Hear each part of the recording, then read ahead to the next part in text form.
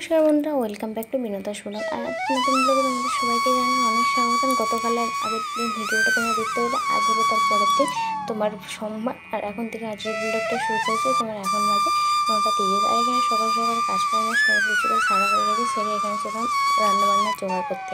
কারণ বাঁচতে গেলে তো খেতে হবে, পেট তো চালাতে হবে। সেই জন্য রান্নাবান্নার কিছুগুলো জোগাড় যন্ত্রগুলো করতে হবে। তাই হাতে একটু সময় ভালো চলো আনাজগুলো কেটে রেখে একটু মানে এগিয়ে রাখি। এগিয়ে রাখলে কি তোমাকে রান্নার সময় তাড়াহুড়ো করতে হয় না। সেই জন্য এখানে চলো রান্না করবো। তার জন্য এখানে শাকটাগুলো একটু কলমি শাক কাটা কলমি শাক এনেছিলো, সেগুলো এখানে একটু বেছে রাখছি। আর কলমি শাকের পাতার মধ্যে না অনেক সময় দেবে মানে পোকা খাওয়া পাতা থাকে বা একটু অন্যরকম পাতা থাকে, সেইগুলোকে বাদ দিয়ে দিতে হয়। তারপরে একটু কাদা মারা থাকলে না সেগুলোকে বাদ দিলে রান্নার সময় দেবে।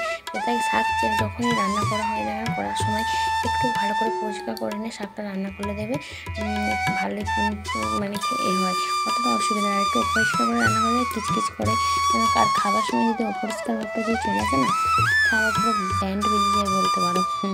আর এখানে চলো এই জন্য এখানে শাকগুলো চলো কেটে আর কলমি শাক এরকম টাটকা কলমি শাক কাটতে না কার না ভালো লাগে, এবং তো কাটতে বেশ দারুণ লাগে। ঘ্যাস ঘ্যাস করে কলমি শাকগুলো কাটা হয়ে যায়। তো এখানে চলো কলমি শাকগুলো একটু একটু করে কেটে নিয়ে তারপর তোমাদেরকে আবার দেখাবো কী কাটাকুটি করলাম। আর এদিকে চলো চপারটা, এই যে চপারটা দেখছি আগে যেটা রাখলাম সাইডে, ওই চপারটা কয়েকদিন আগে নিয়েছিলাম চপারটা। আর এদিকে চলো রান্নাবান্নাগুলো কাটার সব জোগাড়যন্ত্রগুলো কেটে রেখে দিয়েছি। আর কী কী রান্নাবান্না করবো চলো সেটা তোমাদেরকে একটু করে দেখাচ্ছি কী কী করবো না করবো। আর এদিকে চলো কেটে ওগুলো গুছিয়ে রেখে দেয়। এদিকে চলো তারপরে ভাবলাম চলো বিছানাটা গুছিয়ে আসি। এখানে বিছানার চাদরটা আগে একটু চেঞ্জ করছি, কারণ অনেকদিন হলো বিছানার চাদরটা পাল্টানো হয়। এখানে বিছানার চাদরটা ঝট করে ভাবলাম চলো পাল্টে দিই। আর পাল্টাতে আমার মেয়ে না একটার পর একটা বদমাইশি লেগে আছে। যখন একটু বকবো তখনই ঠিক চুপ হয়ে যাবে আর বদমাইশি করে। যদি না বুঝি ভালোবেসে দিতে পারি না অনেক কথা শোনান। আর গরম সত্যি হয়, যে পরিমাণ গরম পড়েছে, গরমে এমনিতেই কাজ করতে আমাদেরকে মানে গরম থাকলেও কষ্ট হলেও করতে হবে, না হলেও করতে হবে। গরম থাকলেও করবো, না থাকলেও বাড়ির সংসারের কাজ আমাদেরকে করতেই হবে। আর আমাদের এই কাজে কোনো ছুটি জায়গা নেই তো জানো। আর এই গরমের মধ্যে যদি মাথা বোকায় তাহলে কীরকম মানে বিরক্ত লাগে বুঝতে পারছো।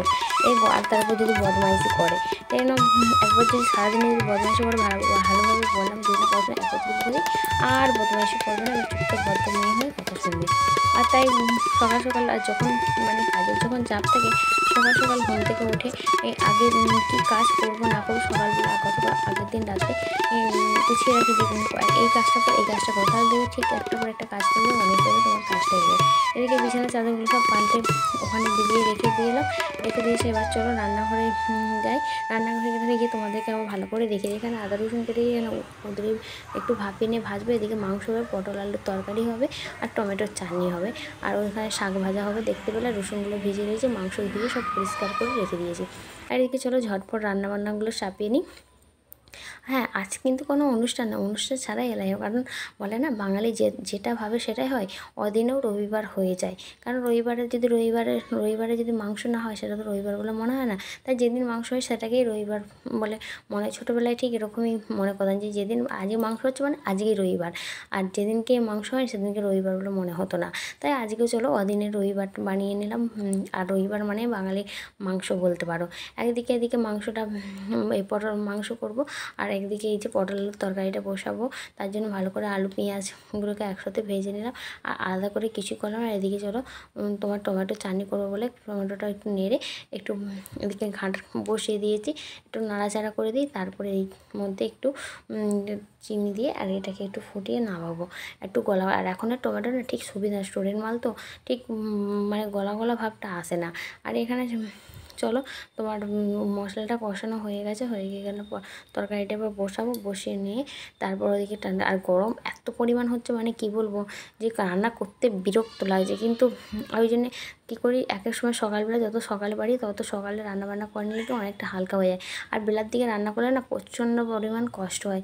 আর কষ্ট হলেও কিছু করার নেই, কারণ পেট চালাতে গেলে রান্নাবান্না তো করতে হবে। আবার রান্না করার ফাঁকে এই যে মহারানি এসে ওনার বেলুন ফুলিয়ে দিই, নাহলে আবার মানে আনকুটের একটা বেলুনটা ফুলে এটা নিয়ে চুপচাপ থাকবে। কিন্তু দুর্ভাগ্যবশত বেলুনটা ফুলোতে আমি যাচ্ছিলাম, ওদিকে আমার হাতে বেলুনটা ফেটে গেছে। আর বেলুন চলা সেই না আবার কান্নাকাটি শুরু, মানে এটাও ভাবলাম যে একটু থামবে, তার থেকে বরঞ্চ আমার কাজ কমার থেকে আরও কাজ বেড়ে গেল। আর এদিকে চলো পটল আলুর তরকারিটা কালারটা পুরো মাংসের মতো এসে অসাধারণ এসে, আর খেতেও যা টেস্টি হয়েছিলো মানে কি বলবো, একদম কষা কষা পটল আলুর তরকারি ওদিকে হয়েছিল পুরো মাংসের মতো, আর তার সাথে এদিকে সত্যিকারের কিন্তু মাংস।